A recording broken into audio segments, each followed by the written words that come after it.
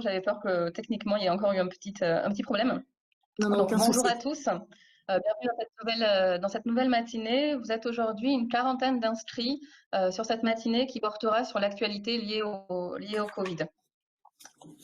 Vous avez sur la barre, sur votre page internet, sur le côté, vous avez une barre de chat. N'hésitez pas à vous signaler pour qu'on puisse voir les personnes qui sont présentes. Et n'hésitez pas sur cette barre à poser les questions qui seront ensuite reformulées aux intervenants. Aujourd'hui, on fera un focus sur l'actualité sociale liée au Covid. Depuis mars, le Parlement et le gouvernement ne cessent de légiférer. Le mois de juin ne fait pas exception à la règle. On a une première ordonnance du 17 juin, une loi également du 17 juin, une ordonnance qui est parue ce matin, également des projets de décret qui sont en attente et qui devraient partir, enfin qui devraient être publiés très très prochainement. On a un certain nombre de mesures prises qui reviennent sur l'activité partielle, qui revisitent une nouvelle fois ce dispositif, mesures sur les élections professionnelles, sur les CDD ou encore l'intéressement qui sont envisagées. L'objectif de cette matinée est donc de décortiquer toutes ces différentes mesures. Et pour cela, on a le plaisir d'accueillir Maître Axel Mourgue et Maître Adeline Gauthier-Perru du cabinet Capstan Sud-Ouest, que je remercie pour jouer le jeu de la visio et qui sont donc présentes pour répondre à vos questions et pour vous présenter ces différentes nouveautés. Ce qu'on vous propose, c'est de diffuser, de partir sur cette présentation et se laisser un temps de questions-réponses à la fin. Donc, voilà, n'hésitez surtout pas à reformuler les questions, enfin, en tout cas, posez vos questions dans la barre de chat. Elles seront reformulées à nos deux avocates à la fin de la présentation. N'hésitez pas non plus, s'il y a des petits problèmes techniques, à nous le faire savoir dans la barre de chat pour qu'on essaye de trouver une solution. Je pense avoir tout dit, mesdames. Je vous laisse la main. Merci, merci beaucoup. Bonjour à tous. Bonjour à tous. Ravie de faire ce petit point d'actualité.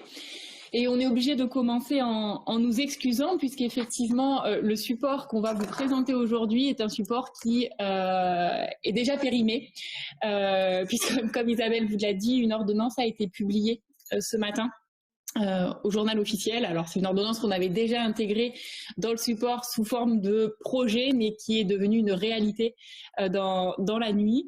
De manière générale, sur les différents thèmes qu'on va aborder ce matin, on va essayer vraiment de bien faire la distinction entre ce qui est déjà acté par un texte et ce qui ressort plus de l'annonce ou de projet dont on aurait pu avoir connaissance par ailleurs, parce que c'est vrai que tout évolue tellement très vite qu'il n'est pas forcément évident de savoir à un instant T quel est le texte applicable, est-ce que ce texte n'a pas déjà été modifié et jusqu'à quelle date il a vocation à s'appliquer, tout ça changeant de manière très rapide, voire trop rapide.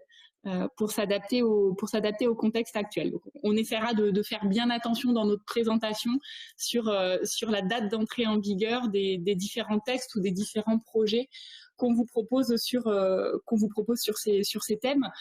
Et c'est vrai que c'est la particularité de ce qu'on vit depuis le mois de mars, c'est-à-dire s'adapter au texte et au-delà des textes, prendre en compte de nouvelles sources du droit qu'on ne connaissait pas jusqu'à présent, qui s'appellent BFM TV, qui s'appellent Twitter, qui s'appellent communiqué de presse du gouvernement, questions-réponses diverses et variées, qu'on n'a pas appris dans la hiérarchie des normes quand on était à la fac en cours de droit première année, mais qui montrent vraiment le caractère très particulier du moment.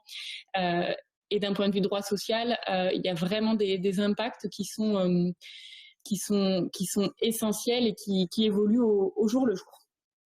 Un premier point peut-être, Axel, parce que c'est un sujet qui nous a occupé beaucoup et qui continue à nous occuper encore un petit peu sur la question de ce qu'on appelait jusqu'à présent les arrêts garde d'enfants ou les arrêts personnes vulnérables, situations pour lesquelles on était basculer sur le régime de l'activité partielle depuis le mois de depuis mai. Le 1er mai 2020, effectivement. Ces arrêts de travail dérogatoires que l'on a connus n'existent plus. On a basculé sur l'activité partielle, et les salariés concernés sont donc les salariés qui sont particulièrement vulnérables dans leur état de santé ou qui partagent leur domicile avec une personne personnes particulièrement vulnérables. Alors, on a un décret qui, aujourd'hui, sur cette question-là, est connu, avec une liste de ce qu'on appelle personnes vulnérables ou proches vulnérables, notamment les personnes âgées de plus de 65 ans, les personnes qui ont des antécédents cardiovasculaires, des diabètes non équilibrés, etc. Et aussi à ajouter les personnes qui se trouvent dans le 3e trimestre de grossesse. Au-delà de ces personnes salariées vulnérables et des salariés qui partagent leur domicile avec quelqu'un de vulnérable également, il y a aussi les salariés qui sont parents d'un enfant de moins de 16 ans ou d'une personne en situation de handicap. Donc, pour toutes ces personnes-là, effectivement, on a basculé sous le régime de l'activité partielle. L'employeur ne peut pas refuser le placement en activité partielle pour ces personnes-là. Il faut que les personnes qui sont vulnérables ou habitant avec une personne vulnérable communique à l'employeur un certificat d'isolement qui est établi soit par le médecin de ville, soit par le médecin du travail. Et pour les personnes qui s'occupent de leurs enfants, qui ont une difficulté avec la garde d'enfants, à partir du 2 juin, ils ont été dans l'obligation de communiquer une attestation de l'établissement d'accueil de l'enfant indiquant les jours pendant lesquels les enfants pouvaient être accueillis.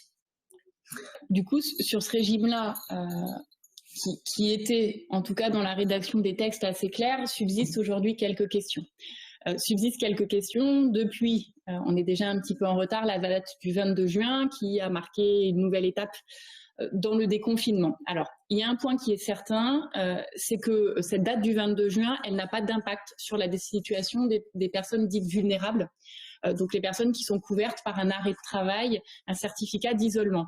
Le régime de la personne vulnérable et du placement en activité partielle de ces personnes vulnérables, pour le moment, il existe toujours et il existera jusqu'à une date qui devra être fixée par décret. C'est-à-dire qu'en synthèse, on attend un décret qui nous dit à compter de telle date, les personnes vulnérables, quelle que soit leur situation médicale, ne peuvent plus prétendre au régime de l'activité partielle. Donc, on sait que pour cette partie personnes vulnérables, le régime de l'activité partielle est pérennisé jusqu'à une date que l'on attend et qui au plus tard sera la date du 31 décembre 2020. Mais pour le moment, ce régime n'est absolument pas remis en cause. Là où on a beaucoup plus d'incertitudes, c'est la situation des salariés dits en garde d'enfants depuis le 22 juin. Parce que c'est vrai que le principe, c'est que toutes les écoles ont dû réouvrir, tous les modes sont censés avoir réouvert, de même que les crèches, etc.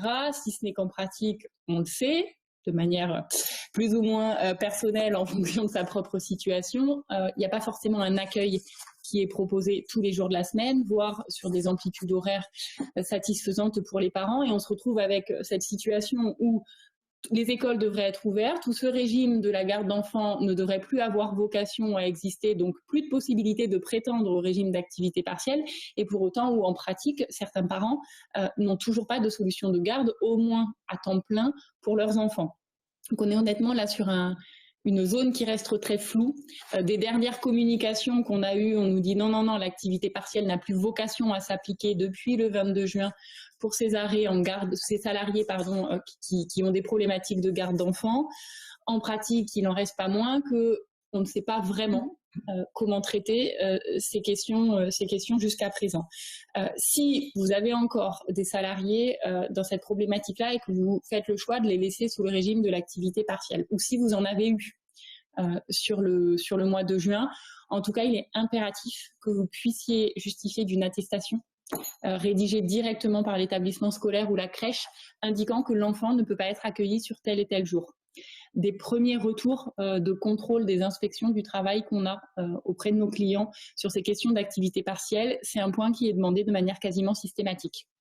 Donc, vraiment, la question des gardes d'enfants, de l'activité partielle des salariés gardes d'enfants va faire l'objet d'un contrôle très très poussé de l'administration. Donc, assurez-vous pour tous les salariés concernés d'avoir l'attestation qui va bien, avec le tampon de l'établissement scolaire qui va bien, parce qu'on vous demandera certainement à un moment ou à un autre de pouvoir justifier de ce point. subsiste vraiment une grosse incertitude sur ce qu'on fait depuis lundi pour les cas, alors qui sont beaucoup moins nombreux qu'avant, mais dans lesquels restent encore des problématiques de garde d'enfants.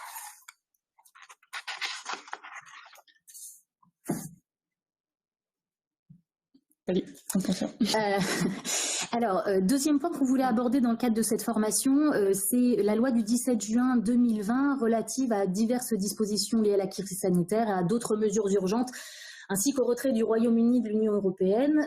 C'est pas la question du Royaume-Uni qu'on va aborder aujourd'hui avec vous, mais plutôt le reste de l'intitulé de la loi, et notamment des points qui sont importants, notamment sur la prise en compte pour la pension de retraite de la période d'activité partielle.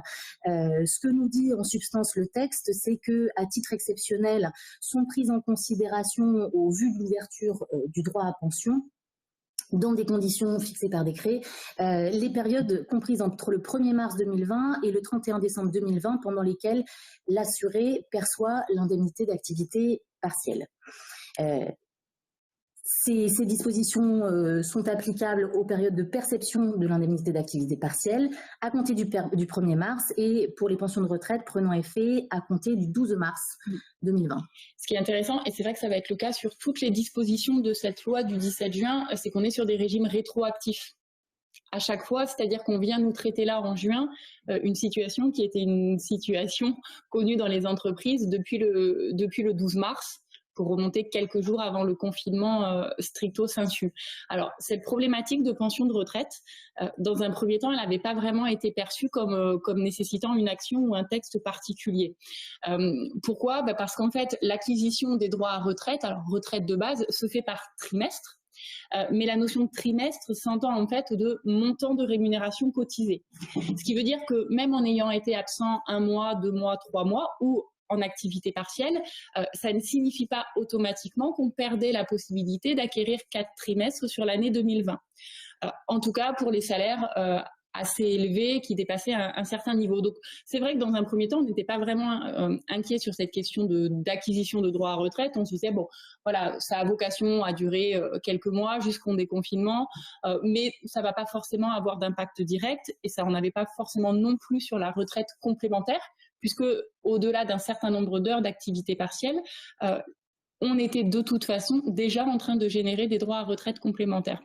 La seule chose, c'est qu'on se rend compte là en juin que cette activité partielle qu'on pensait être limitée à une période très courte, qu'on pensait s'arrêter à la fin du mois de mai, a vocation à perdurer, voire à perdurer assez longtemps jusqu'à la fin de l'année 2020. Et il y a toute une série d'entreprises qui ont déjà fait des démarches de renouvellement, d'avenant à l'activité partielle pour couvrir toute l'année 2020. Et là, pour le coup, les impacts en termes de retraite n'auraient pas du tout été les mêmes.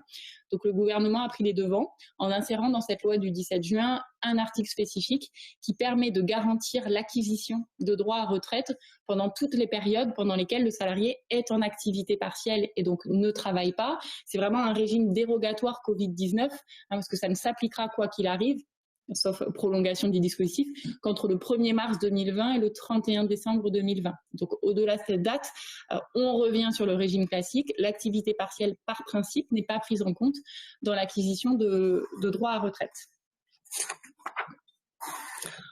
La retraite, c'était technique, et au-delà de la retraite, on a la protection sociale complémentaire. Alors là aussi, ce qu'il faut garder à l'esprit, c'est que les dispositions qu'on va vous présenter, ce sont des dispositions rétroactives qui s'applique pour la période qui a commencé à courir au 12 mars. Il va donc falloir que vous vérifiez là si on paye le traitement que vous avez fait de cette problématique de protection sociale complémentaire correspond à ce texte qui sort le 17 juin, à défaut de quoi vous allez vous retrouver à devoir faire un certain nombre de régularisations en paye et auprès de vos organismes assureurs.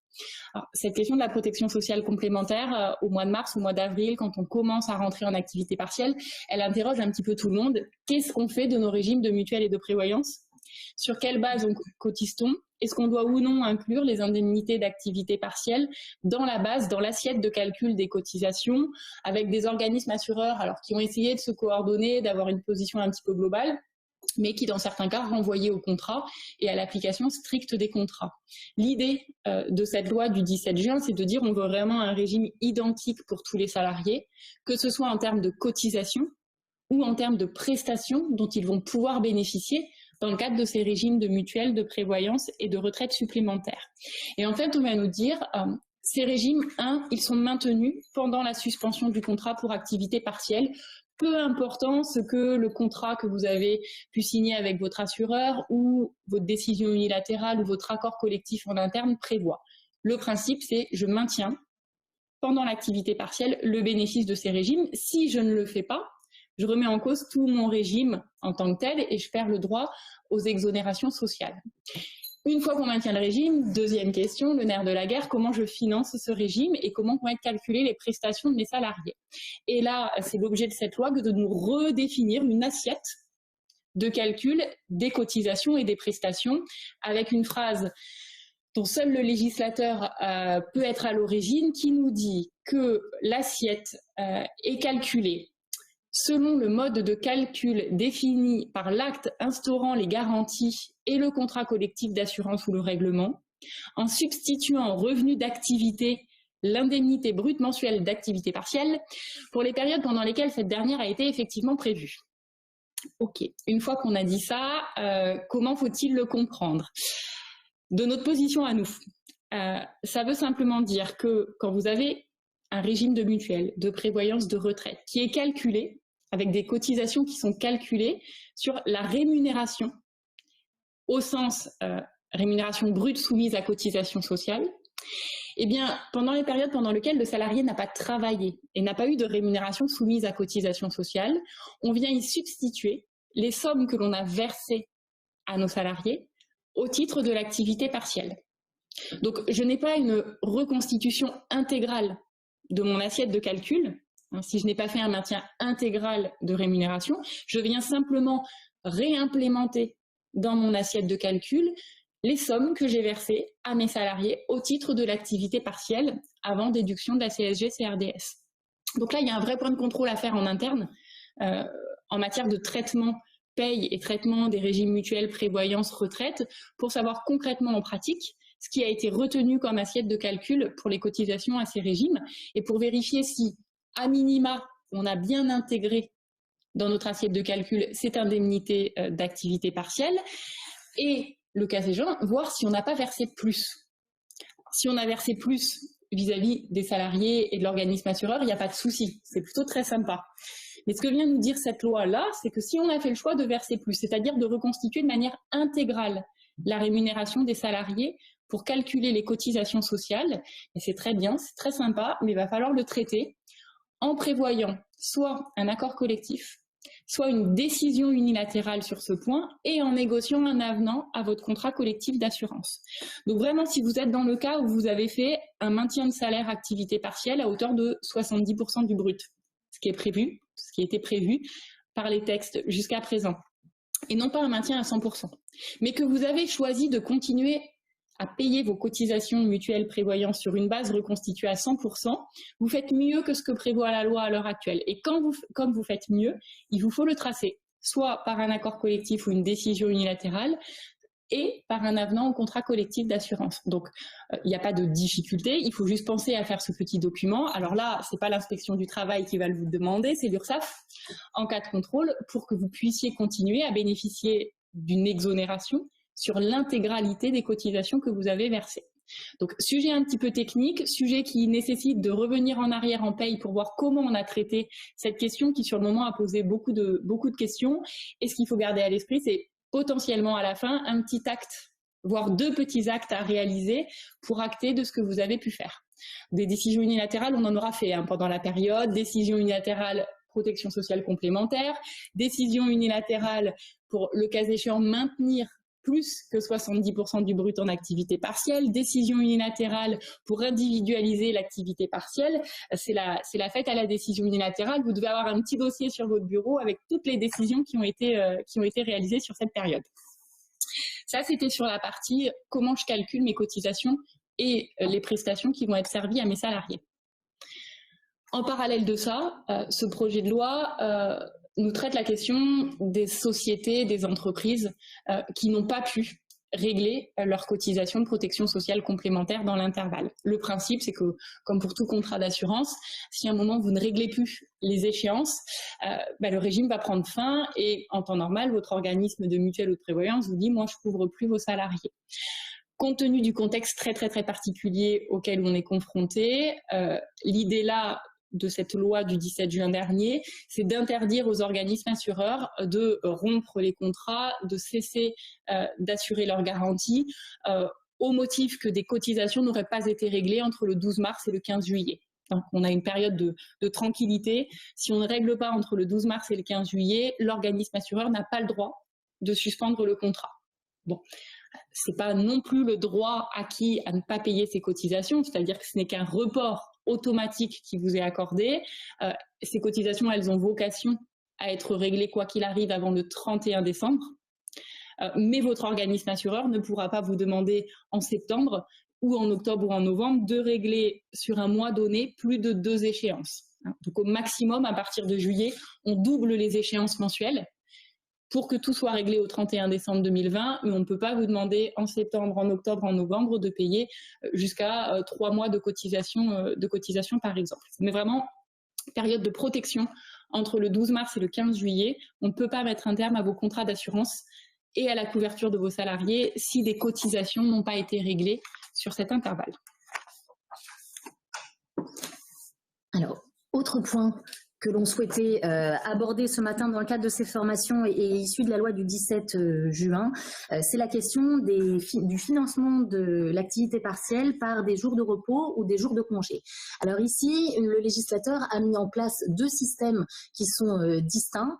Un système qui est, on va dire, au bénéfice des employeurs et un second système qui, lui, peut être mis en place à la demande des salariés. Le premier système qui est au bénéfice de l'employeur, c'est une possibilité pour l'employeur d'imposer que soit affecté à un fonds de solidarité des jours de congé ou des jours de repos, la monétisation des jours de congé ou de jours de repos de salariés de l'entreprise. Il y a des conditions bien évidemment qui ont été posées. La première, c'est qu'il faut nécessairement passer par un accord collectif, que ce soit un accord d'entreprise ou un accord de branche. Et il y a ensuite des conditions qui tiennent aux salariés et aux congés payés. Les salariés qui peuvent être concernés sont des salariés qui ont nécessairement bénéficié du maintien intégral de leur rémunération pendant la période d'activité partielle. Et par ailleurs, sur la question des jours de repos ou des congés visés et qui peuvent être monétisés et affectés à ce fonds de solidarité, ce sont soit des jours de repos conventionnels ou alors une partie des congés annuels des salariés qui excèdent 24 jours ouvrables. Donc là, l'idée est quand même belle sur le papier. En discutant entre nous, on a quand même un petit peu du mal à apprécier la manière dont ça va pouvoir être mis en œuvre. C'est vraiment un régime qui est totalement obligatoire. C'est-à-dire que je signe un accord collectif d'entreprise qui va ensuite forcer mes salariés à affecter sur ce fonds de solidarité interne que je crée des jours de repos, des jours de congé. Comme l'a dit Axel, les salariés concernés, c'est les salariés qui auront bénéficié d'un maintien intégral de leur rémunération. Donc, ceux pour lesquels, pendant l'activité partielle, j'ai maintenu la rémunération à 100%. Et la vocation de ce dispositif, c'est compenser la perte de rémunération d'autres salariés. Ce qui veut dire que je suis déjà dans une entreprise dans laquelle le maintien de salaire dans le cadre de l'activité partielle ne s'est pas fait de la même manière pour tout le monde. J'ai certains qui ont eu un maintien intégral, d'autres qui ont subi une perte de rémunération.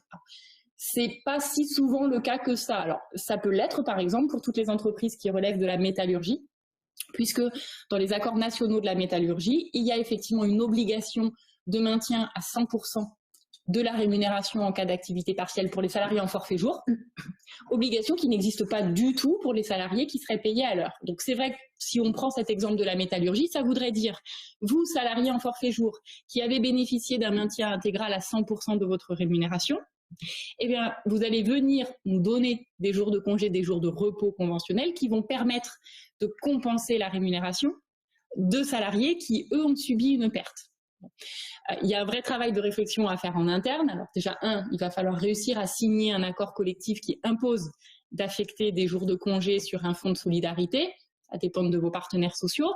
Et 2, il y a une vraie question d'échelle.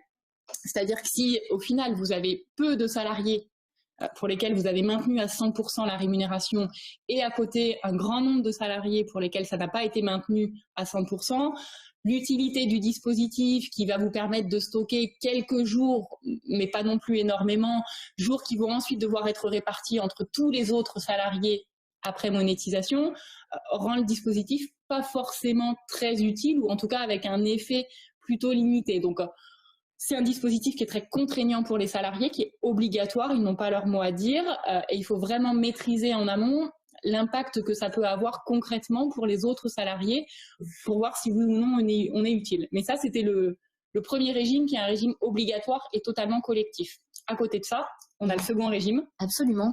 Le second régime qui, lui, peut être mis en place à la demande du salarié, qui suppose, là encore, la conclusion d'un accord d'entreprise ou d'un accord de branche. Mais s'il existe cet accord, il peut permettre aux salariés de demander la monétisation de jours de repos conventionnels, et encore une fois, d'une partie des congés payés annuels qui excèdent 24 jours ouvrables. Donc, c'est une façon, en fait, pour le salarié de compenser sa perte de rémunération pendant la période d'activité partielle. Et donc là, régime totalement individuel et facultatif. C'est vraiment l'opposé du premier régime. C'est chaque salarié qui a le choix d'utiliser ses congés pour compenser une perte de rémunération qu'il aurait lui-même subie. Le deuxième régime, en fait, est très très proche d'un compte épargne-temps, d'un CET. L'idée, c'est j'utilise des congés et des RTT pour ressortir ces congés et RTT en argent et compenser une perte de rémunération. Si ce n'est que dans toutes les entreprises qui ont jusqu'à présent un CET, très rarement avait été envisagée l'hypothèse de la compensation d'une baisse de rémunération liée à de l'activité partielle. Souvent, on prévoit de financer un départ anticipé à la retraite ou un passage à temps partiel, pas une compensation de la perte de rémunération liée à de l'activité partielle. Donc en fait, ce dispositif dit, plutôt que de vous forcer à mettre en place un CET, ou plutôt que de vous forcer à réviser votre propre CET, on vous crée un régime autonome, très ponctuel, parce que ce soit le premier fonds de solidarité ou le deuxième régime de monétisation, ça ne s'appliquera que du 12 mars au 31 décembre, donc on est sur une période très limitée dans le temps, mais ça évite la mise en œuvre d'un CET avec tout le régime qui est lié pour avoir quelque chose de beaucoup plus souple à manier. Donc c'est vrai que de l'extérieur, même si on l'a encore mis en œuvre chez aucun de nos clients, que ce soit dans la première hypothèse ou la seconde, le deuxième nous paraît beaucoup plus souple, moins contraignant et plus facile à mettre en œuvre. Mais après, vraiment, ce sera au cas par cas des entreprises. Donc ça, déjà en vigueur, c'est déjà des accords que vous pouvez commencer à négocier.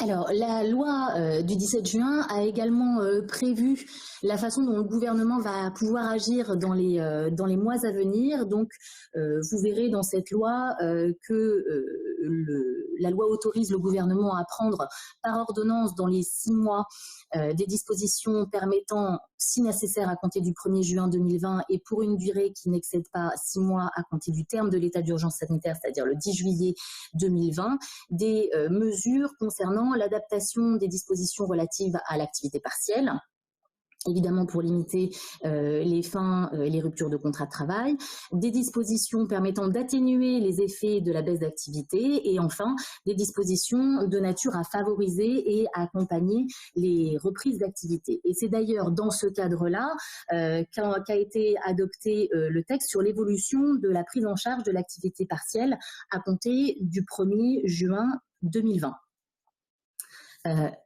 Activité partielle, donc on nous l'avait annoncé, à partir du 1er juin, on n'est plus sur une prise en charge à 100% de l'État sur les allocations versées aux salariés. Ce dispositif créé en mars avait vocation à s'arrêter, c'était annoncé dans les médias, mais on n'avait toujours pas de texte pour acter de cette baisse de la prise en charge de l'État et on ne l'avait toujours pas jusqu'à hier soir. Mais c'est la fameuse ordonnance dont Isabelle et dont on a commencé à vous parler en introduction, celle qui a été publiée au journal officiel ce matin, très très tôt, qui vient enfin nous acter le 25 juin que depuis le 1er juin, la prise en charge de l'État a diminué et n'est plus de 70% de la rémunération brute du salarié, mais de 60% de cette rémunération brute, soit un reste à charge de 15%, si on le ramène sur une base 100%. Donc voilà, on instaure cette idée de je ne suis plus sur du financement intégral de l'activité partielle. Les entreprises doivent subir un reste à charge qui est fixé pour le moment à 15%. En fait, on va déjà un petit peu plus loin parce que cette ordonnance nous dit on va fixer ce taux qui va être de 60% et surtout on va quand même créer des différences entre secteurs d'activité parce qu'on est bien conscient qu'il y a des secteurs qui sont plus touchés que d'autres et pour lesquels ce reste à charge de 15%, il va être difficilement supportable. Donc l'ordonnance nous dit, moi je vous crée ce cadre. Ensuite, les modalités pratiques, qui va être remboursé à hauteur de combien, ça je renvoie à un décret pour la fixation des secteurs concernés. Donc on a l'ordonnance, elle est publiée ce matin, nous manque toujours le décret, qui n'est pas publié à ce jour, même si on nous l'annonce pour les heures ou les jours à venir, en tout cas de manière très très rapide, et en tout état de cause avant le mois de juillet. Le projet de décret que l'on a, puisqu'il a été largement commenté, nous dit donc le principe, c'est une prise en charge par l'État à hauteur de 70% du salaire brut du salarié concerné versus 70 jusqu'au 1er mai.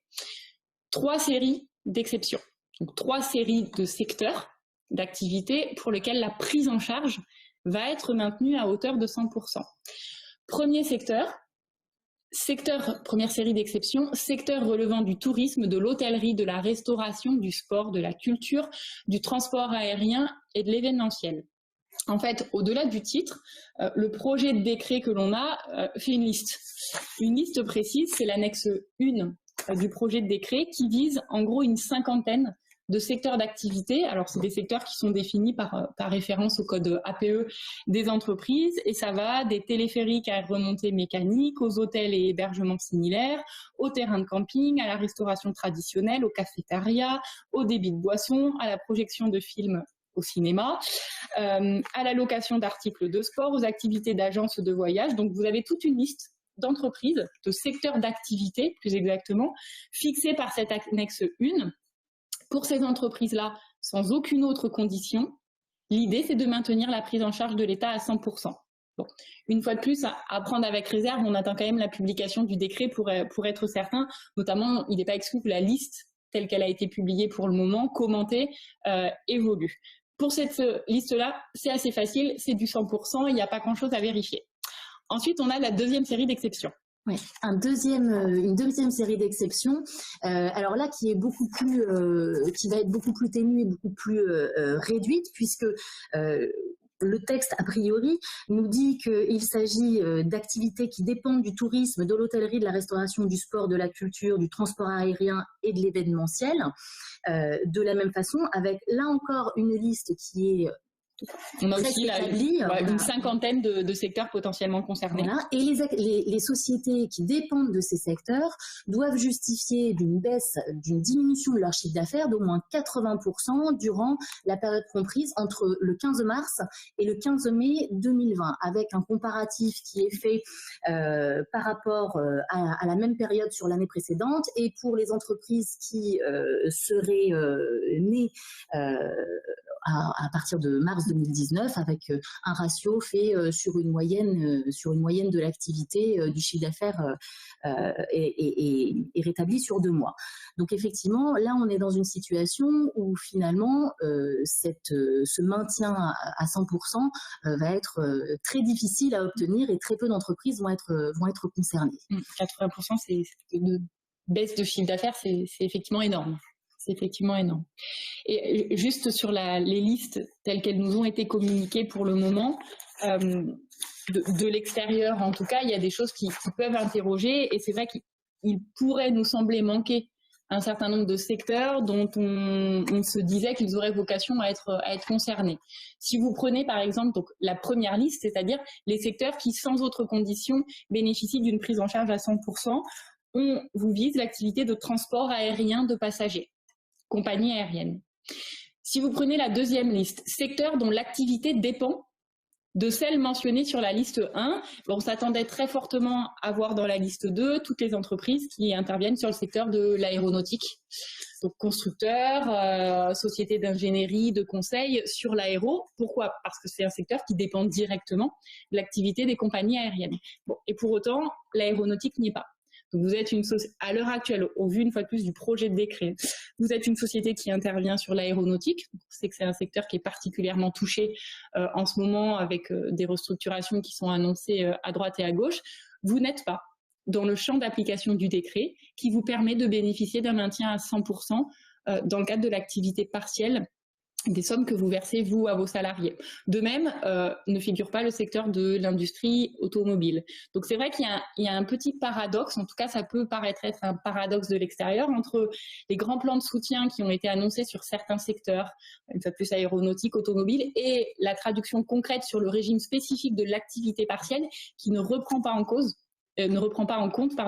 la situation de ces structures et de ces secteurs d'activité dans les listes qui sont fixées. Bon, c'est pour ça que ces listes, elles sont encore à prendre avec précaution. On attend la version définitive. Il n'est pas exclu qu'il y ait des arbitrages qui soient en cours de réalisation entre la première publication et celle qui sera la publication officielle au journal officiel. Et au-delà de ces deux premières exceptions, on en a une troisième. Voilà, alors, je laisse Axel la présenter parce que moi, je ne l'ai pas compris. Alors, je suis bien incapable de... très flou aussi, c'est pour ça qu'on va passer très vite sur la question. Le troisième secteur concerné, ce sont les entreprises dont l'activité principale implique l'accueil du public pour la durée pendant laquelle leur activité est interrompue du fait de la propagation de l'épidémie du Covid-19, à l'exclusion des fermetures volontaires. Mais on est bien d'accord, c'est un régime qui s'applique après le 1er juin. Et en regardant rapidement, mais on n'a certainement pas été très exhaustive, on n'identifie pas de secteurs qui seraient concernés par des fermetures à l'heure actuelle et qui ne figureraient pas dans la première liste, c'est-à-dire secteurs relevant du tourisme, de l'hôtellerie, de la restauration, du sport, de la culture, du transport aérien et de l'événementiel. Bon, il y en a certainement, si l'on n'aurait pas pris la précaution de rajouter cette précision spécifique pour ces activités-là. Donc, sachez que c'est la troisième série d'exceptions. Et si d'autre côté, vous avez identifié des secteurs d'activité concernés, n'hésitez pas à nous éclairer, ça nous intéresse. Mais globalement, ce qu'il faut retenir, c'est que voilà, la prise en charge de l'État diminue à 60%, sauf sur certains secteurs qui sont listés par décret, avec des listes vraiment qui renvoient à des codes APE. Si je suis sur la première liste, j'ai droit à un maintien à 100% sans condition. Si je suis sur la seconde liste, c'est déjà bien, mais il faudra quand même justifier d'une baisse de chiffre d'affaires de 80%, ce qui est quand même énorme.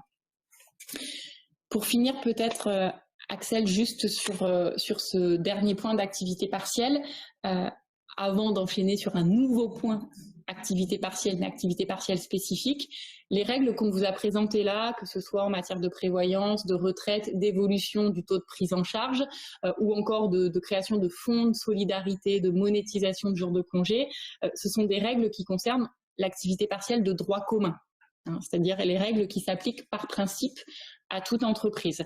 Ce qu'annoncent toutes ces dispositions, et notamment la monétisation des jours de congé dont on parlait, c'est clairement une évolution à venir à très court terme de ce régime de base, on va dire, de l'activité partielle.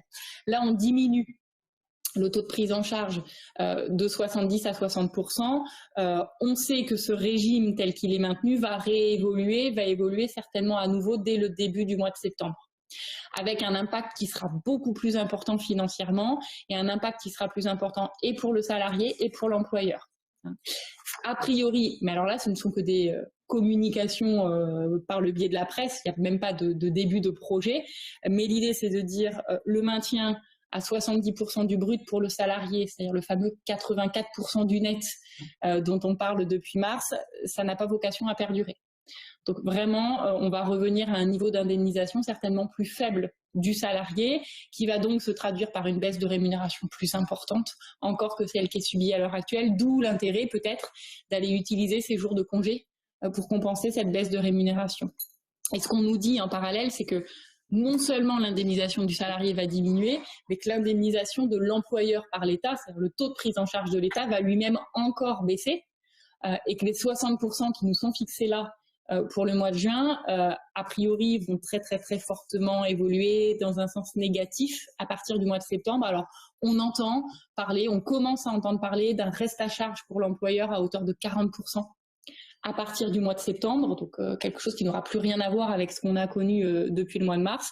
Tout ça, c'est que des projections, c'est que des rumeurs à l'heure actuelle, mais on sait que tout ce régime-là, qu'on nous crée par les textes qui sortent sur ces jours-là, de toute façon, sera totalement refondu à compter du mois de septembre, et on reviendra sur un régime d'activité partielle qui ressemblera beaucoup plus à ce qu'on avait avant le Covid-19, donc pour les entreprises, nettement moins intéressant d'un point de vue financier.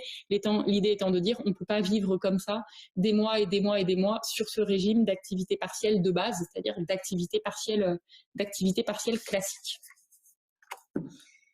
Et alors du coup, pour compenser un peu cette perte annoncée au niveau de l'activité partielle, le gouvernement a mis en place un dispositif spécifique que l'on appelle, dont vous avez forcément entendu parler, le dispositif spécifique d'activité réduite pour le maintien de l'emploi, ARM, que l'on appelle aussi l'activité partielle longue durée, qui a un nom et un sigle un peu plus souple, et un peu moins sobre. Dans ses effets. Et qui devra passer certainement beaucoup mieux au prix des différentes personnes concernées. Alors en réalité, il s'agit d'un dispositif spécifique qui est destiné au maintien de l'emploi dans les entreprises qui sont confrontées à une réduction d'activité qui est durable, mais qui n'est quand même pas de nature à compromettre leur pérennité. Aujourd'hui, on n'a pas d'éléments sur comment est-ce qu'on va quantifier ces choses-là, comment est-ce qu'on va estimer que l'on se trouve dans un cas qui permette effectivement de conclure un tel accord, puisque, encore une fois, le dispositif ne sera accessible qu'à partir du moment où il y aura un accord collectif qui sera conclu, accord d'établissement, d'entreprise, de groupe, ou alors un accord de branche qui devra nécessairement être étendu. Le contenu de l'accord, alors pour l'instant on n'a pas toutes les informations. De ce qu'on sait, l'accord devra définir sa durée d'application, les activités et les salariés qui sont concernés par l'activité partielle spécifique, les réductions d'horaires de travail qui peuvent donner lieu à indemnisation de ce chef-là, et puis les aménagements spécifiques qui sont souscrits en contrepartie, notamment pour le maintien de l'emploi.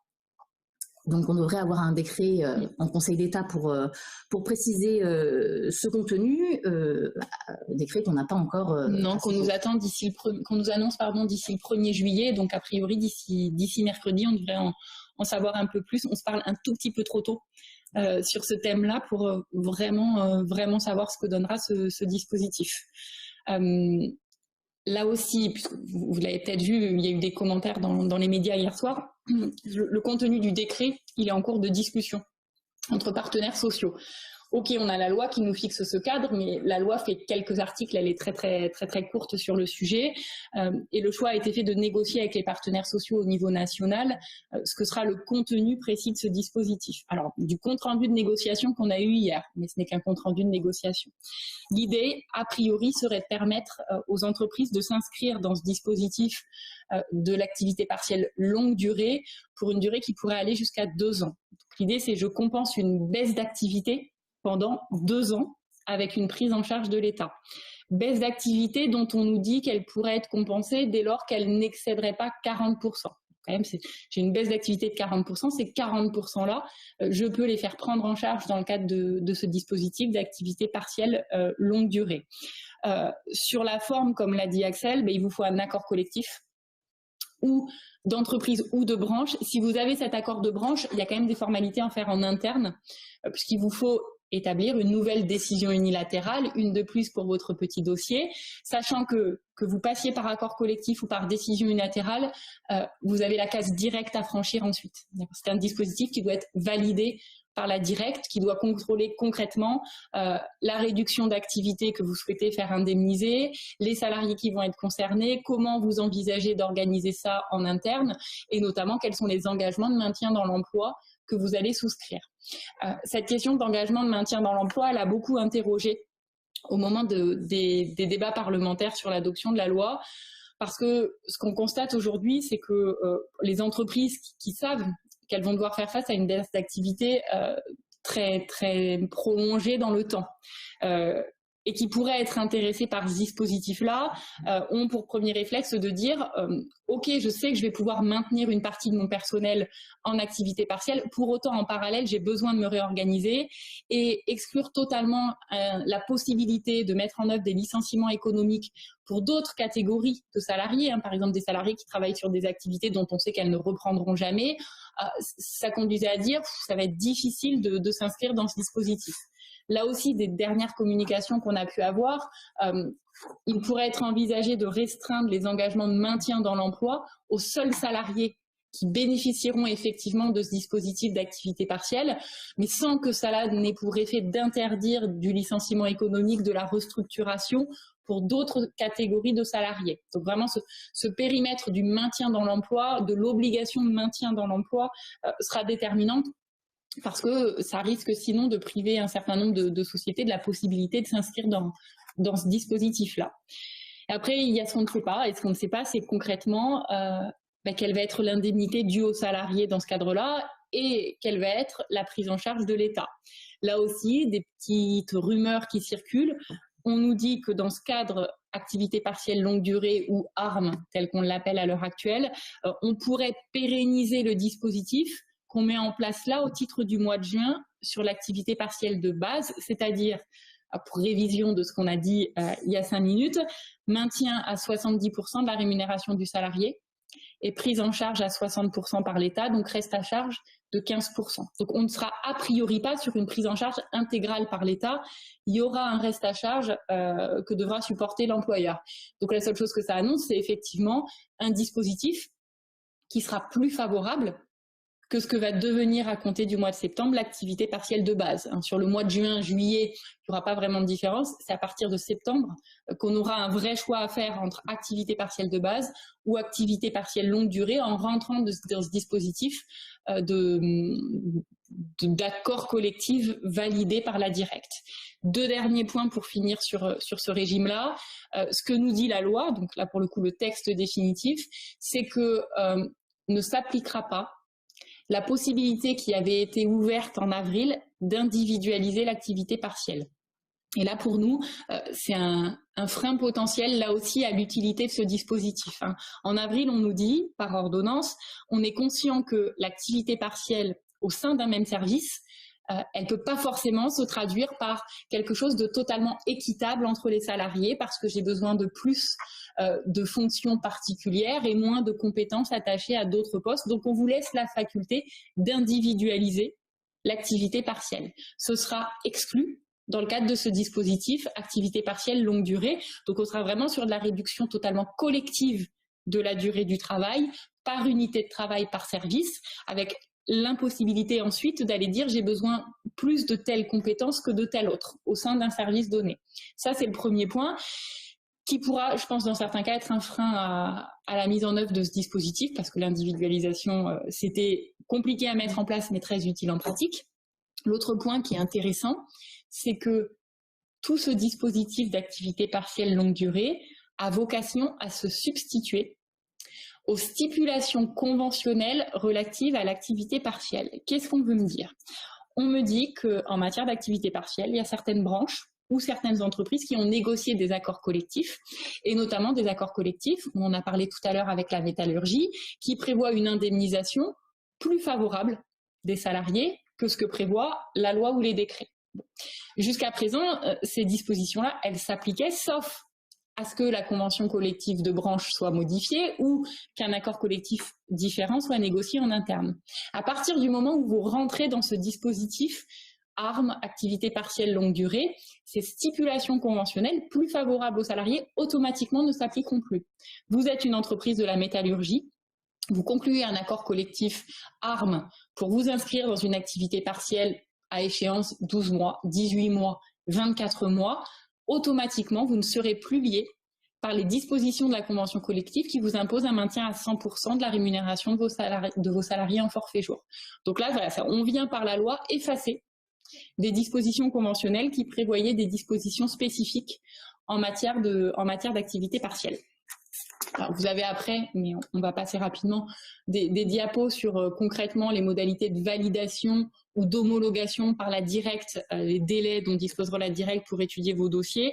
C'est très très proche de ce qui existe à l'heure actuelle en matière de licenciement avec plan de sauvegarde de l'emploi. Au final, on est sur un dispositif qui est très proche, alors qu'il n'y a pas le même contenu, parce que j'organise pas des licenciements, j'organise une réduction d'activité, mais sur la forme, je suis vraiment sur le même schéma, accord collectif ou des documents unilatéral validés par la directe qui en vérifie le contenu.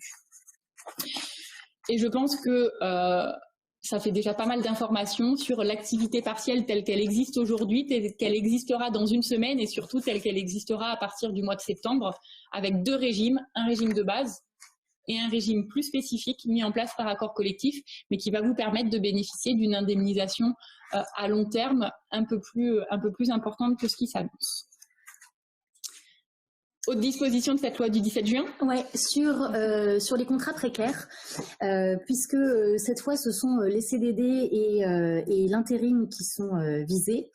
Alors, le gouvernement a indiqué que pour faire face aux conséquences économiques, financières, sociales de l'épidémie de Covid, jusqu'au 31 décembre 2020, il va être possible de conclure un accord collectif d'entreprise qui sera dérogatoire aux dispositions légales qui sont relatives à la durée totale maximale des CDD, au nombre maximal de renouvellement possible et également au délai de carence. Donc par accord collectif, il va être possible de fixer le nombre maximal de renouvellement possible pour un CDD, mais bien évidemment on reste dans le CDD, donc par définition on ne doit pas par ce biais-là pourvoir un emploi permanent de l'entreprise, on reste sur la notion CDD classique qui est connue et instituée depuis toujours. On va pouvoir fixer des modalités de calcul du délai de carence entre 2 contrats et même prévoir des cas dans lesquels le délai de carence ne sera pas applicable. Si vous avez rêvé de renouveler 5 fois un CDD et de ne plus appliquer les délais de carence, c'est le moment ou jamais. Mais il faut quand même un petit accord collectif d'entreprise pour le faire. Alors, jusqu'à présent, c'était possible, mais c'était un thème qui était réservé aux branches. Donc, c'était vraiment au niveau de la branche que pouvaient être négociées ces dispositions totalement dérogatoires en matière de renouvellement de délai de carence. Là, vous avez une fenêtre de tir limitée, puisque ça ne s'appliquera qu'au CDD que vous avez vocation à conclure ou renouveler jusqu'au 31 décembre, mais jusqu'au 31 décembre avec l'accord collectif d'entreprise qui va bien, on oublie tout ce qu'on connaît et tout ce qu'on a appris là aussi depuis la fac sur renouvellement, succession de CDD, application du délai de carence. C'est le moment ou jamais, ça n'a pas vocation à être pérennisé et je pense qu'on ne verra ça qu'une fois dans nos carrières respectives. Alors, on a également des dispositions sur les contrats d'insertion et les contrats aidés. À partir du 12 mars 2020 et pour une durée n'excédant pas 6 mois à compter de la fin de l'état d'urgence sanitaire qui est toujours fixé au 10 juillet 2020, on peut conclure ou renouveler pour une durée totale de 36 mois des CDD qui sont conclus dans le cadre de la politique de l'emploi, des contrats de mission pour les entreprises temporaires de travail d'insertion, des contrats uniques d'insertion et des CDD tremplin conclus pour les entreprises adaptées. Ouais, donc là, automatiquement, sans accord collectif, on peut aller jusqu'à 36 mois. Et le dernier volet sur ces contrats précaires de cette loi du 17 juin, c'est la partie mise à disposition. L'idée, c'est simplifier ce régime qui existe déjà depuis 2013 dans le Code du travail pour favoriser le prêt de personnel entre des entreprises qui seraient en sous-activité et auraient des salariés qu'elles ne pourraient plus occuper, et de l'autre côté des entreprises qui auraient des vrais besoins. Donc, plutôt que de passer par le régime de l'activité partielle, l'idée c'est de créer des relations directes entre entreprises pour prêter du personnel et de prêter du personnel de manière beaucoup plus souple que ce qu'on peut avoir comme cadre juridique habituellement sur ce thème. On vous simplifie le contenu de la convention de mise à disposition, puisqu'il vous faut une convention de mise à disposition entre deux structures. On vous prévoit même la possibilité, par le biais d'une convention, de mettre à disposition plusieurs salariés, si vous êtes hyper généreux en matière de prêt de personnel. La rédaction est simplifiée, les modalités d'information et de consultation du CSE sont simplifiées, sachant que, parce que c'est souvent une question qu'on nous pose, ce régime de la mise à disposition, il n'est absolument pas réservé aux entreprises d'un même groupe.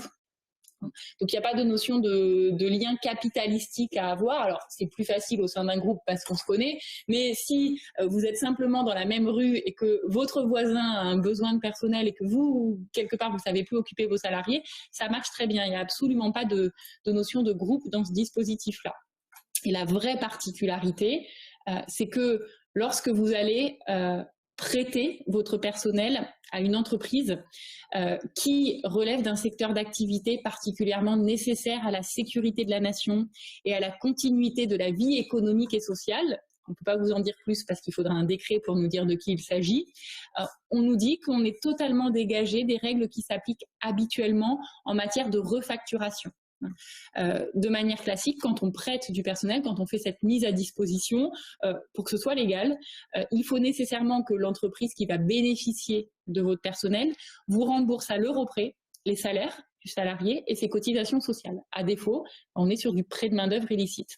On a un risque pénal. Et on a un beau risque pénal et un risque URSSAF, tout à fait. Ouais.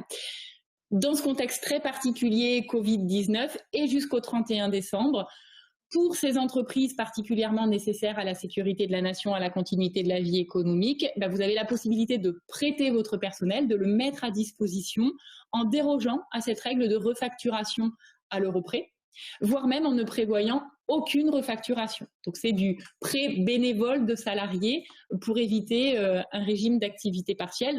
À partir du moment où vous n'avez plus l'activité et où pour autant vous avez quand même une situation financière qui va vous permettre de continuer à prendre en charge le salaire de vos salariés. Donc là, on est vraiment sur un régime très, très, très dérogatoire à la mise à disposition, mais vraiment au profit d'entreprises de secteurs particuliers dont on ne peut pas vous donner la liste à l'instant T.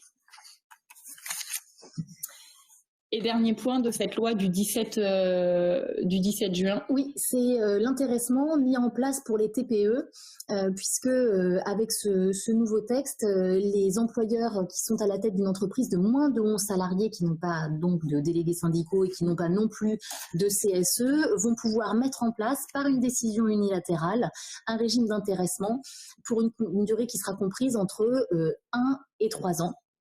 Alors, il y a quand même une condition, c'est qu'il n'y ait eu aucun accord d'intéressement applicable dans les 5 années préalables à la prise d'effet de la décision unilatérale qui sera celle de l'employeur. Le principe, c'est qu'il va falloir informer les salariés par tout moyen de cette mise en place de l'intéressement.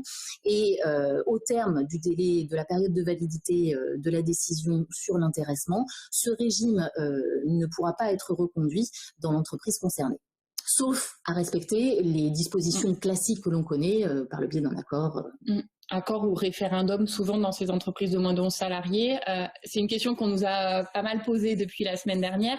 La seule chose qui change, c'est vraiment le mode d'adoption et donc la possibilité d'éviter d'organiser ce référendum. Alors, même si dans les entreprises de moins de 11 salariés, au final, c'était une consultation directe des salariés. On est sur de l'intéressement, donc quelque chose qui leur est plutôt favorable. Donc, ça ne posait pas vraiment de difficultés pratiques. L'assouplissement, c'est uniquement sur cette question de organisation ou pas de ce fameux référendum. Pour autant, le contenu de la décision unilatérale doit être absolument identique au contenu d'un accord collectif d'intéressement. On a exactement les mêmes clauses, on a toujours des objectifs qui doivent être fixés, qui doivent présenter un caractère aléatoire, une grille de répartition entre salariés en fonction de la rémunération, de la durée de présence ou de manière uniforme, toute une série de dispositions sur la possibilité d'affecter l'intéressement au plan d'épargne entreprise, au PERCO si on en a un. Donc voilà, le contenu est identique. De ce côté-là, il n'y a pas du tout de simplification pour les entreprises de moins de 11 salariés. Ce qui est simplifié, c'est le mode d'adoption et la possibilité d'éviter l'organisation de ce référendum. Avec peut-être juste un petit point de retour en arrière. Pour 2020 et spécifiquement pour 2020, comme on est le 25 juin, on n'est pas tenu par les délais applicables habituellement pour négocier et déposer des accords d'intéressement. Habituellement, il faut absolument que votre accord d'intéressement soit signé avant le dernier jour de la première moitié de la période de calcul. En synthèse, quand on est sur un exercice annuel avant le 30 juin. Donc, c'est vrai qu'habituellement, le 25 juin, c'est la période où on ne fait que des accords d'intéressement en urgence. Là, ce délai du 30 juin, il est reporté jusqu'au 31 août. Donc, vous avez jusqu'au 31 août pour signer un accord d'intéressement si vous êtes sur un exercice calé sur l'année civile, et vous avez donc jusqu'au 15 septembre pour déposer officiellement à la directe cet accord d'intéressement ou renouveler un avenant le cas échéant. Donc, si vous êtes une entreprise de moins de 11 salariés, c'est les mêmes délais. Vous avez jusqu'au 31 août pour adopter cette décision unilatérale qui doit elle aussi être déposée pour des questions URSSAF et exonération de cotisations sociales. Alors, on en vient à l'assouplissement du protocole national de déconfinement pour les entreprises qui met en place aujourd'hui le retour au travail présentiel. Jusqu'ici, effectivement, on avait l'obligation de favoriser le plus possible le télétravail, et donc la règle s'inverse.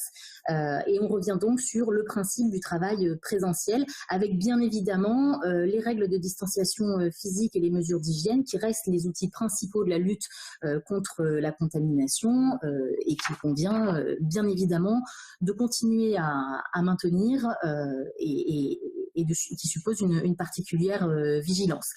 Par exception, le télétravail reste l'outil favorisé pour les travailleurs à risque et les personnes qui vivent avec des personnes vulnérables. Lorsque le télétravail ne peut pas être accordé, eh bien, on prévoit en fait un travail présentiel avec des mesures de protection complémentaires, c'est-à-dire des mises à disposition de masques à usage médical, une vigilance particulière sur l'hygiène et notamment les mains, l'aménagement du poste de travail avec soit un bureau dédié ou une limitation du risque, des écrans de protection, des vitres en plexiglas, etc., etc.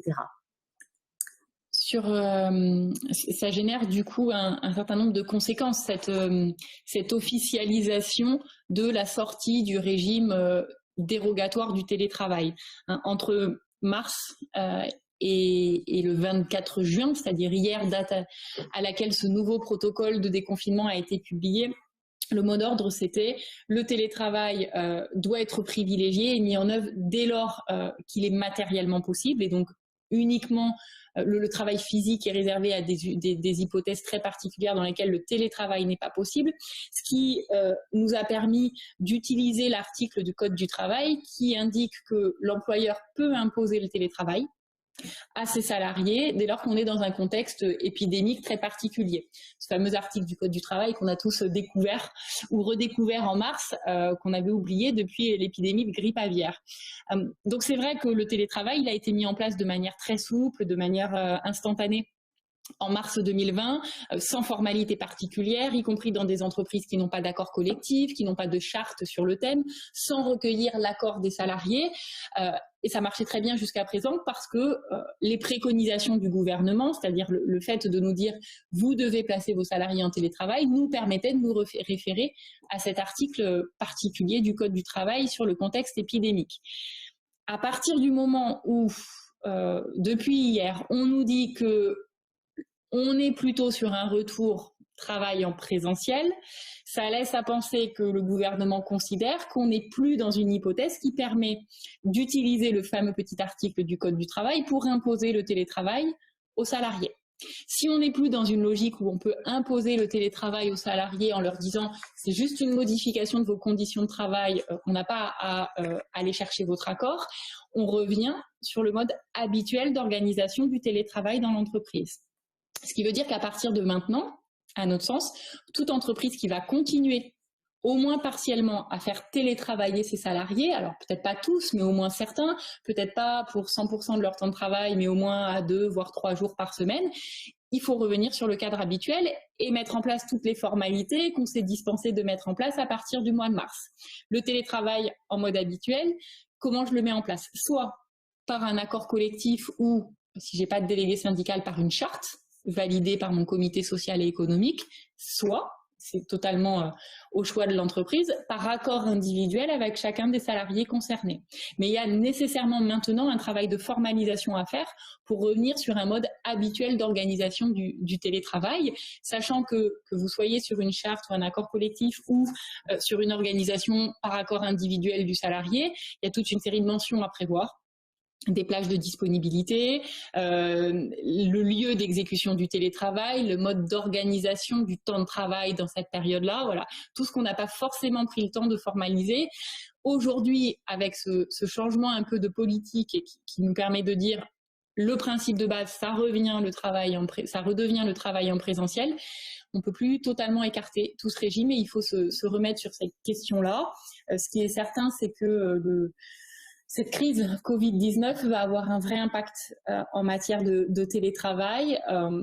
De manière générale, ça s'est a priori plutôt bien passé dans les entreprises, donc, y compris dans des entreprises pour lesquelles c'était un non-sujet jusqu'à présent, c'était pas envisagé.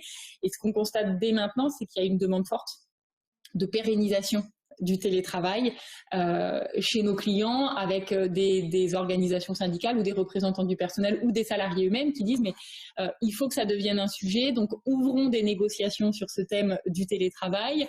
C'était pas envisagé maintenant, mais maintenant qu'on sait que ça peut fonctionner, ça doit l'être. Donc c'est vrai qu'on a toute une série d'entreprises qu'on conseille qui sont déjà passées dans la phase d'après de pérennisation. Pas 100%, pas pour tous, mais en tout cas d'institutionnalisation de ce télétravail qu'on a découvert ou redécouvert pour certains pendant cette période Covid-19.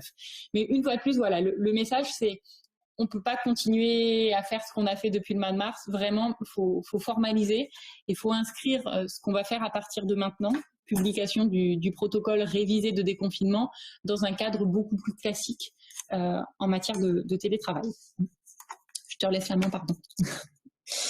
Donc vous trouverez également quelques éléments sur la modification du protocole national de déconfinement et les mesures principales qui concernent les salariés. Donc bien évidemment, encore une fois, les règles de distanciation physique d'au moins 1 mètre entre chaque personne, un plan de circulation des flux qui doit être élaboré pour permettre justement qu'il y ait le moins de contacts possible entre les personnes, le port du masque obligatoire si la distanciation physique peut être accidentellement rompue ou bien lorsque l'activité professionnelle n'en permet pas par nature le respect. Et puis, pour finir, la modification du protocole de déconfinement prévoit la mise en place d'un référent Covid-19 dans chaque entreprise.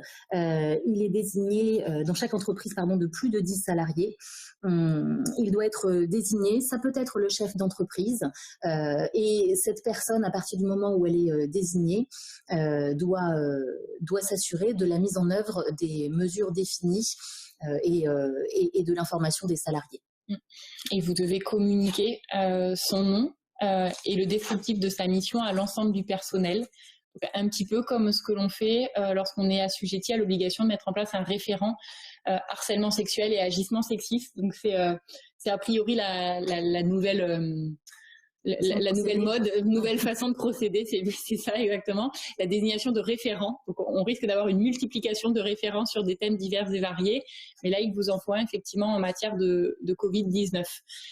Le dernier point sur lequel insiste beaucoup ce protocole national de déconfinement, c'est l'opportunité, voire la nécessité d'associer les représentants du personnel à la gestion au quotidien des mesures de sécurité, des mesures barrières que vous prenez et la nécessité d'adopter des procédures écrites sur ces thèmes-là.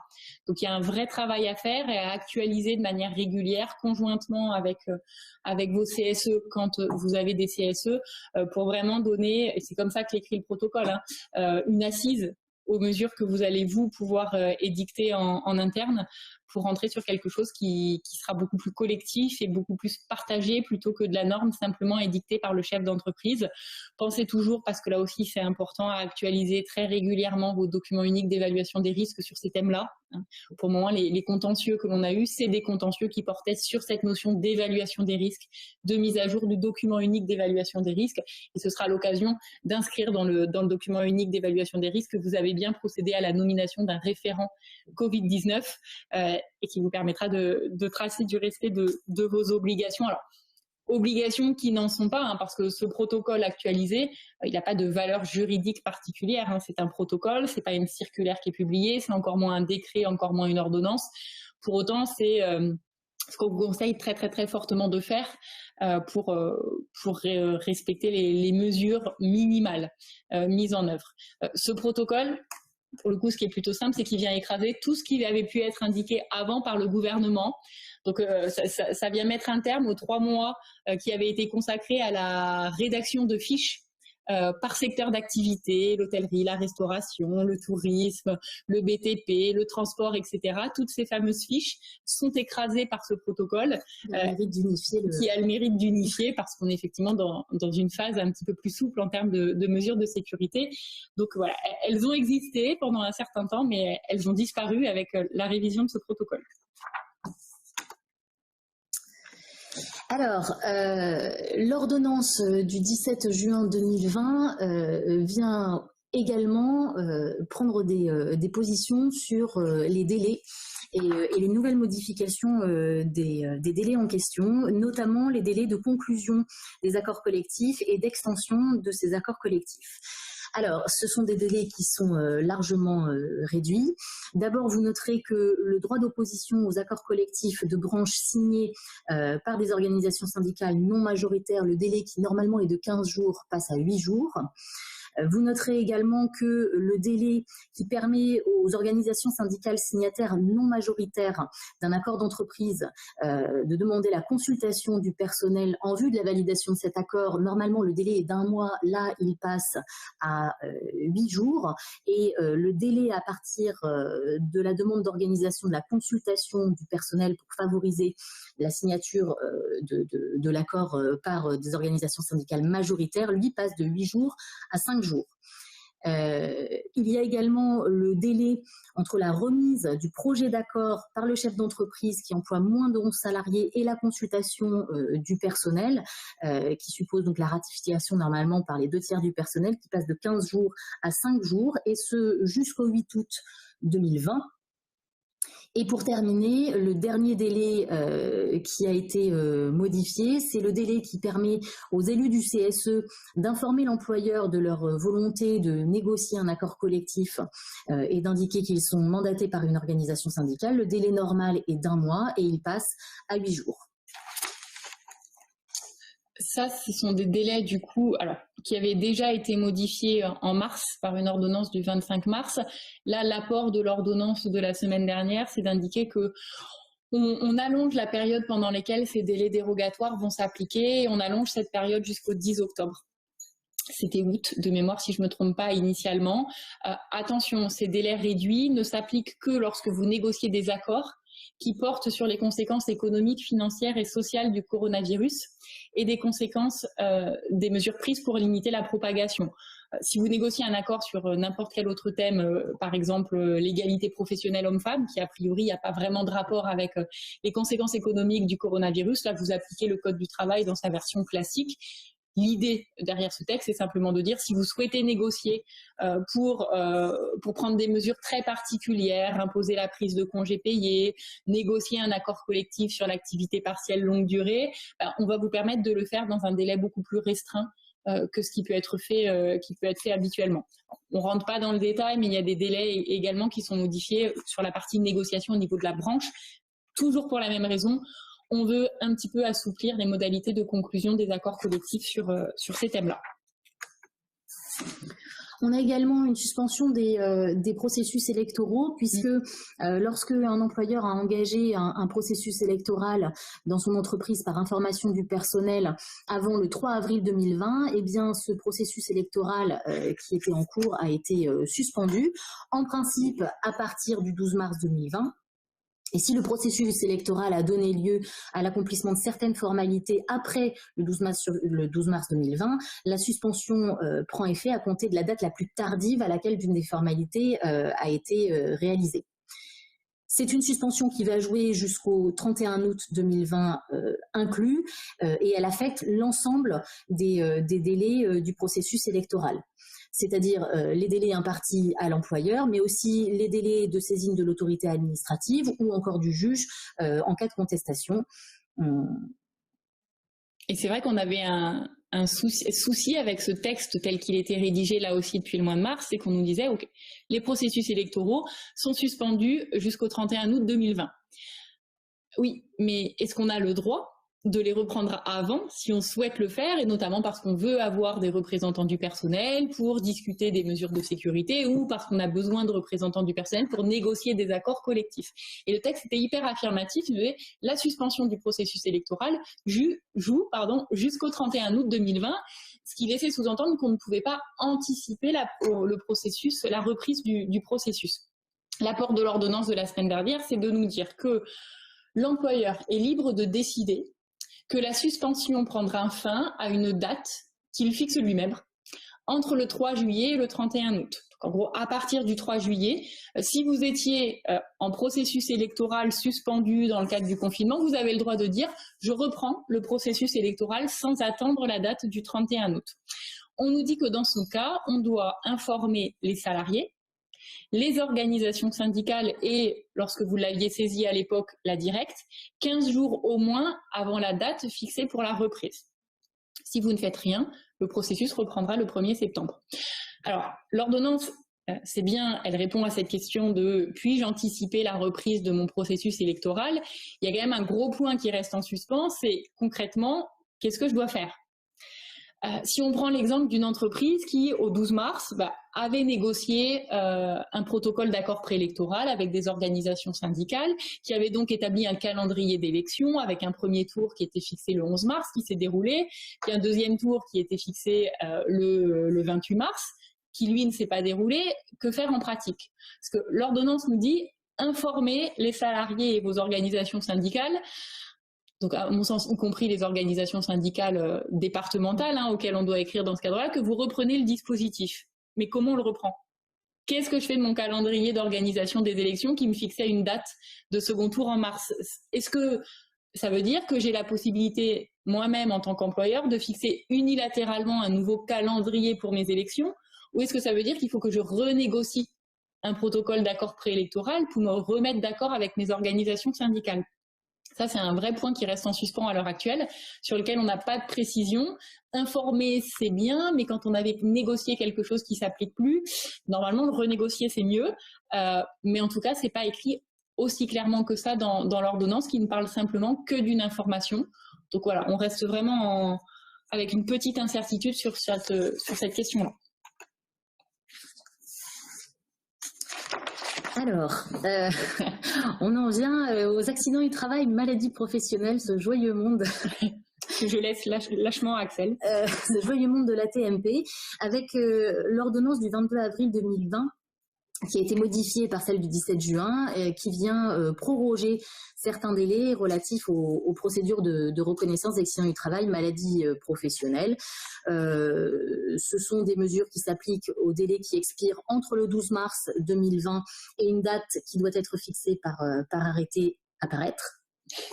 Donc on ne sait pas encore laquelle, mais qui, quoi qu'il en soit, ne peut pas être postérieure au 10 octobre 2020 inclus, s'agissant des délais qui sont impartis aux salariés et aux employeurs, et au 10 novembre 2020 inclus pour ce qui concerne les caisses.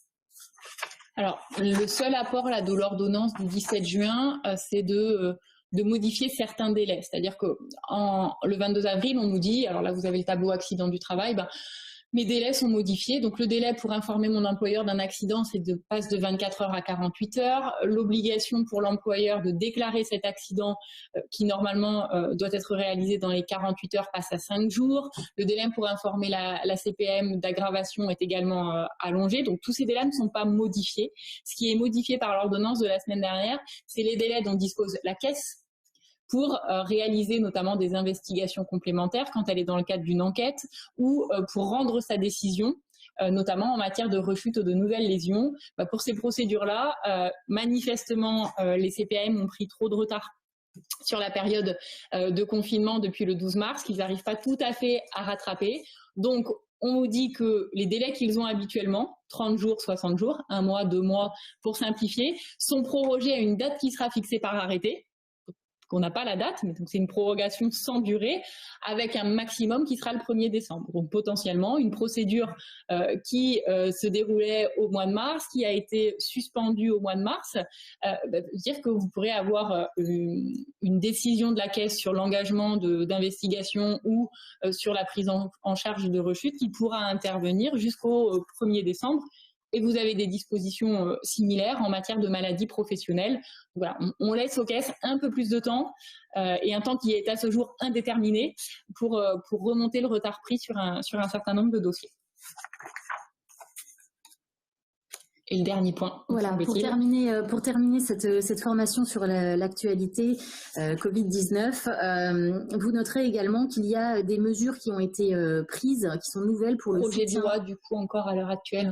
Voilà, pour le soutien aux entreprises avec 2 séries d'aides. D'abord, une exonération d'une partie des cotisations patronales et par ailleurs une aide au paiement des cotisations sociales. Alors, sur l'exonération des cotisations patronales, en tout cas une partie, cette exonération porterait sur les cotisations de sécurité sociale, assurance chômage, contribution solidarité autonome et FNAL.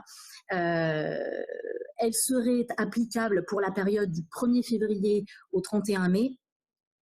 Alors, pour les entreprises de moins de 250 salariés, ce serait pour les entreprises qui relèvent des secteurs de hôtel, café, restaurant, tourisme, événementiel, sport, culture, transport aérien ou celles dont l'activité est étroitement liée au secteur précité. Donc a priori les fameuses listes 1 et 2. Voilà, qui renvoient aux fameuses listes dont on a parlé. Du décret que l'on attend. On attendra 2 décrets, mais qui a priori auront vocation à viser les mêmes secteurs d'activité. Voilà. Et une particularité pour les entreprises de moins de 10 salariés, pour ces entreprises, l'exonération d'une partie des cotisations ne nécessiterait pas que les entreprises relèvent d'un secteur particulier. Par contre, il faudrait qu'il s'agisse d'entreprises qui ont fait l'objet nécessairement d'une fermeture administrative. Ça renverra.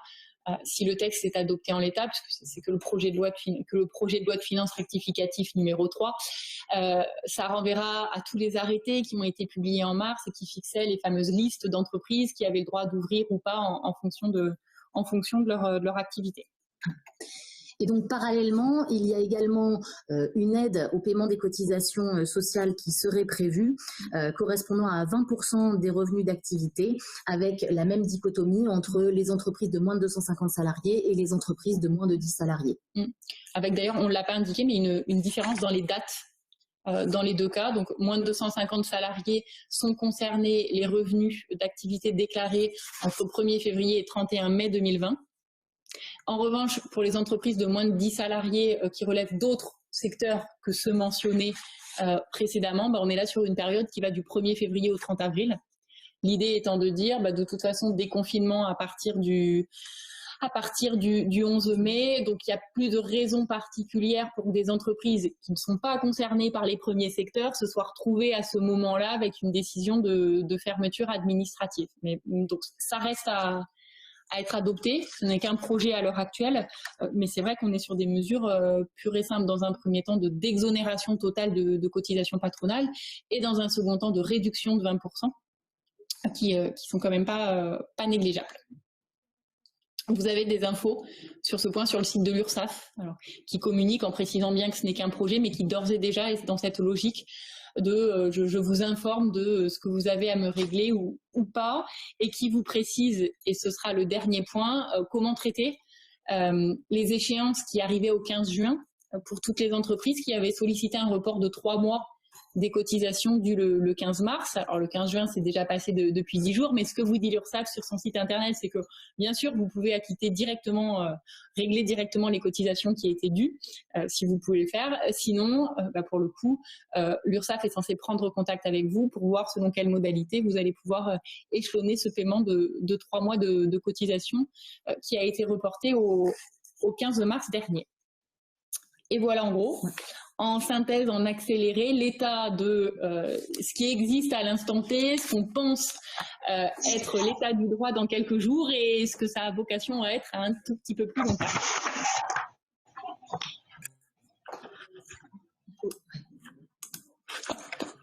Merci beaucoup, mesdames, pour cette présentation. Vous m'entendez bien de nouveau? Très bien, sans problème. Ah. Oui. Bon, merci d'avoir joué le jeu de cette visio et pour cette présentation claire et très complète.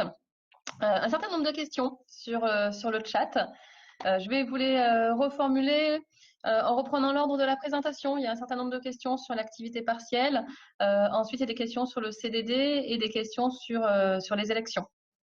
Ok. Concernant l'activité partielle, notamment sur le nouveau régime de l'indemnisation et le passage à un taux majoré pour certains secteurs d'activité, ces secteurs seront-ils précisés par des codes APE pour être sûr que les entreprises soient bien concernées par la liste? Alors, ça a un peu coupé, Isabelle, on reformule. Vous m'entendez? Ça a un peu coupé, on reformule.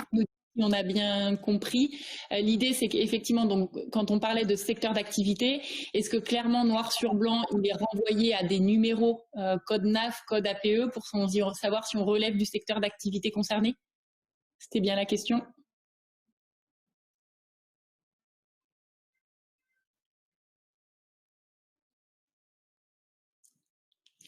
Ah bon.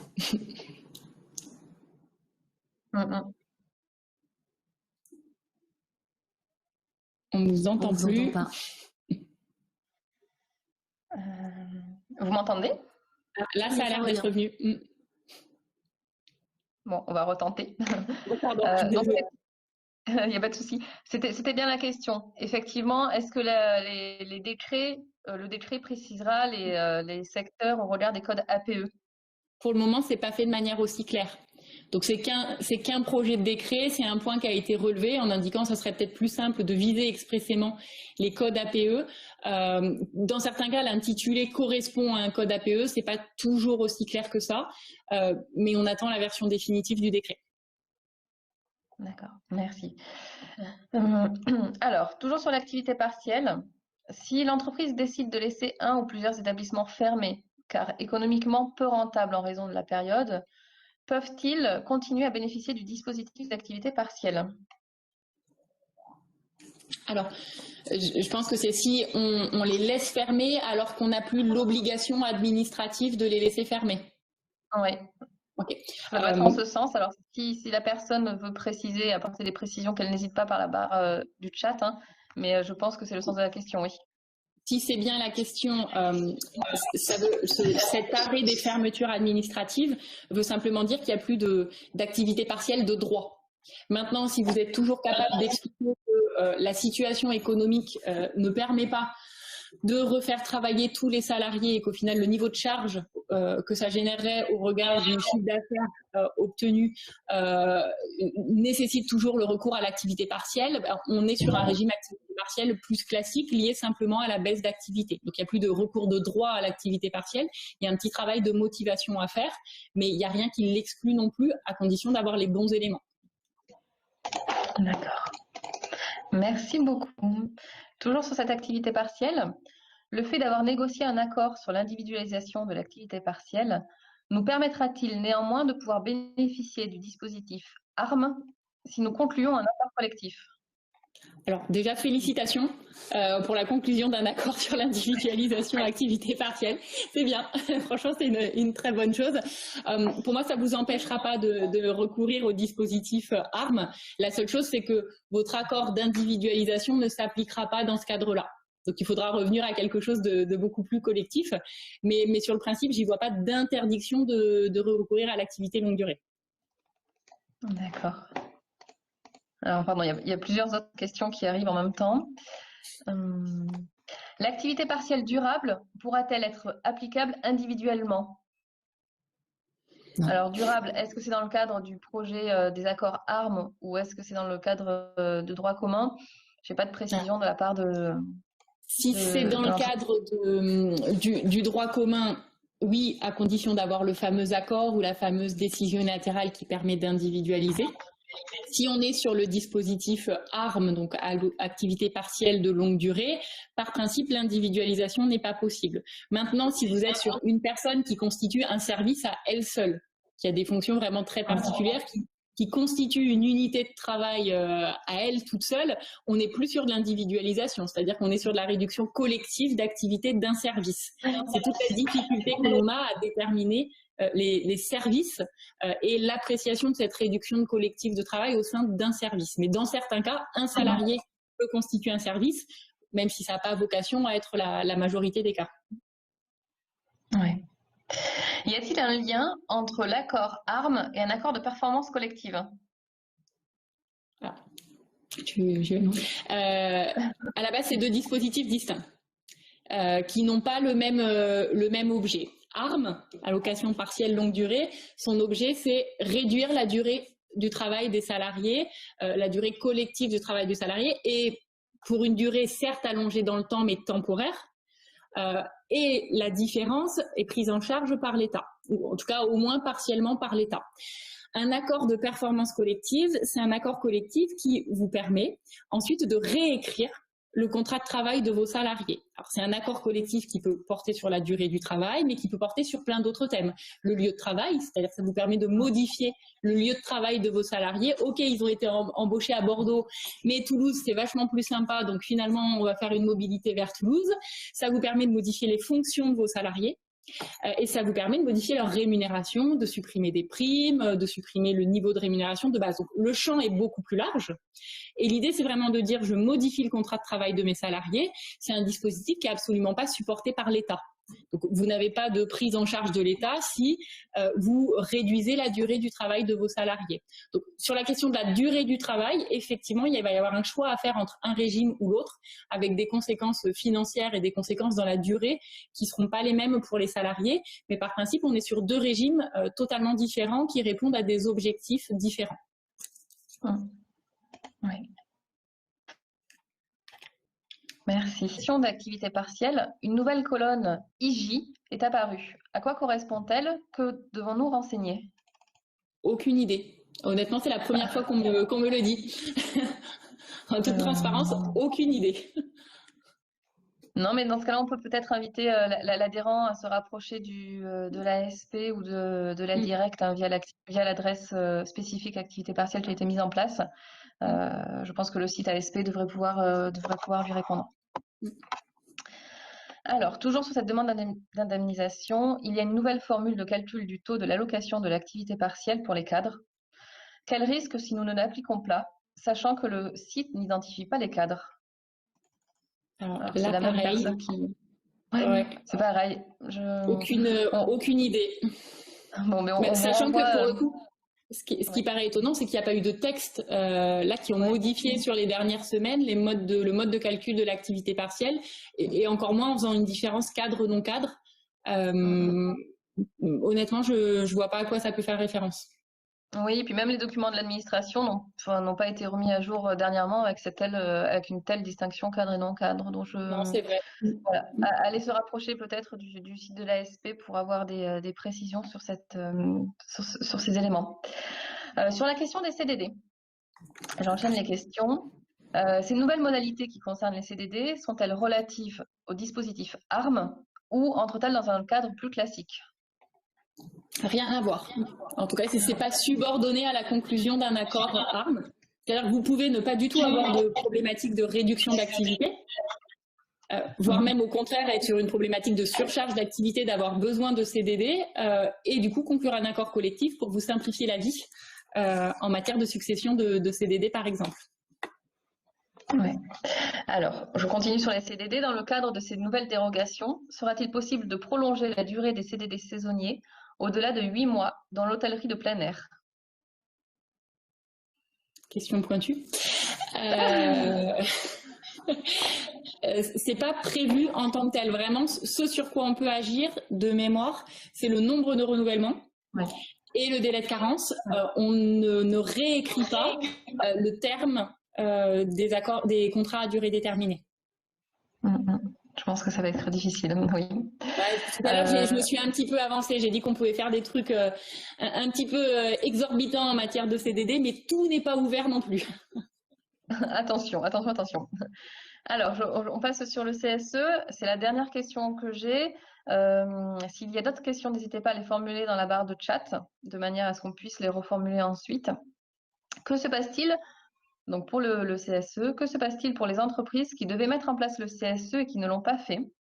Ont-elles la possibilité ou l'obligation de mettre en place les élections à partir du 3 juillet?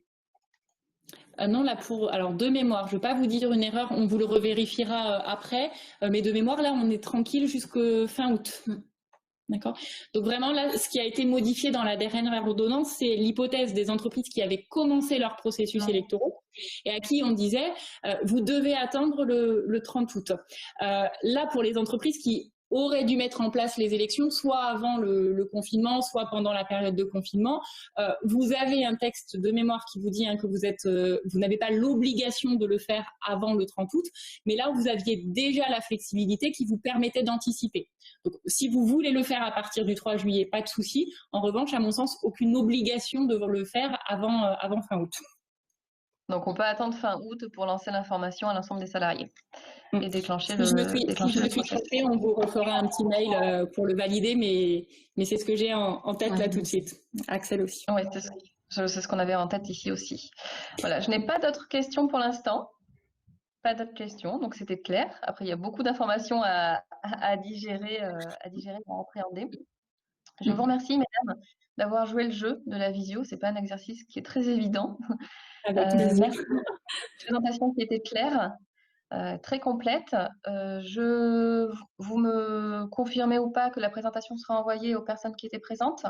Bien sûr. Oui, bien sûr. Voilà. Et il ne me reste plus qu'à vous remercier tous d'avoir suivi cette nouvelle matinée droit social sur le Covid et de vous dire à tous à bientôt. Au revoir. Au revoir. Au revoir.